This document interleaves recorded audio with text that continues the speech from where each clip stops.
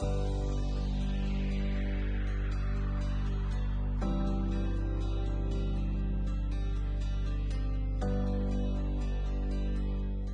there, I just wanted to talk to you today about my book, The 2-Hour Tutor. You may know that I published a book at the end of 2023. It's for you if you are a tutor who is working primarily one-to-one, but you would really like to transition away from that way of tutoring and actually start a group tuition program. So there are lots of things that tutors worry about when it comes to making that transition, and I address all of these things in my book. So in order to sort of help you decide if this book could be worth your time, so I get, we're busy tutors, we don't always have a lot of time to dedicate to reading additional materials and taking courses and that kind of thing. I'm just going to run you through the kind of thing that you can expect to learn in the book. So I talk a lot about the mindset that you need to adopt, some of the things we need to let go of and old beliefs we need to let go of when it comes to tutoring and what we actually charge for that. So we talk a lot about how to price your services and how to let go of old beliefs around money. Clearing the decks, so making time, that can be really tough if you've got a family and you're maybe tutoring like 12 to 20 hours a week. That can really be challenging, having to make a change when you've got, lots going on in life can be tricky. Also, dealing with fear, that's a big thing that doesn't really get addressed in a lot of programs for tutors.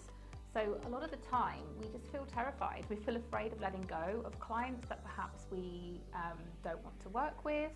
Maybe we've said yes to everybody and we've ended up with 10 or 15 completely different tuition clients, and we are working around the clock to create different lessons for them. But maybe you're afraid of letting go. Maybe you've got some students that are Key Stage 3 and you've got a bit of A level and you find yourself having to prep loads for it and it's just not your bag, and that's absolutely okay.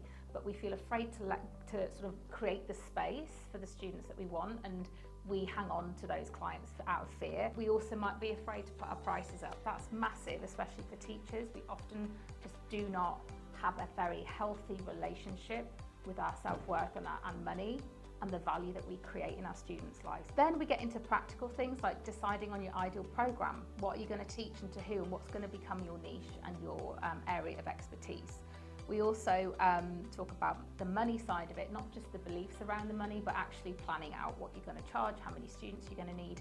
And what's amazing is when you do this exercise, you will see just how much potential there is for profit in your tuition business. You can plan out as much profit as you like, but if you don't believe you're worthy of it, and you don't believe that you're allowed to charge it, then it's not going to happen. So we need both of those things in tandem to make it work. What kind of content to create, how to draw people in, how to draw the right students to you.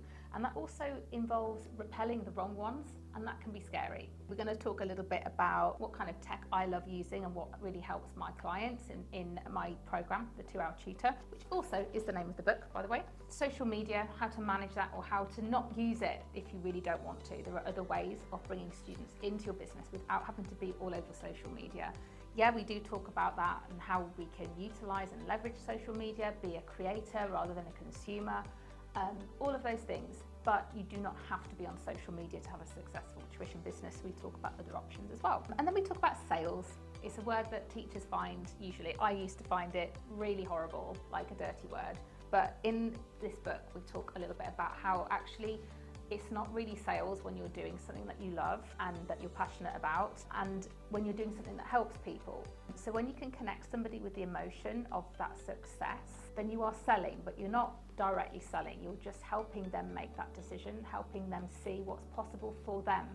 And this is my way, my unique way of selling your services and unselling, really. It's more about helping people. You understand all the pains and things that they're struggling with, and you can talk to that. Good selling is just showing empathy. You don't have to be like a sleazy, salesperson. I really, really don't like that. I'm sure you don't like that. I just want you to show that, I want to show you rather that you can be you can just help people, and that's enough. But that's difficult to do when you're offering all kinds of things to all kinds of students. So in the book, I help you overcome all of these things and get you into a position where you know exactly where it is that you want to go with your business, and even just get started with that as well. So I really hope this video has been useful in helping you decide whether you need some additional help with your tuition business and if this book might be the way forward for you. Thanks for watching.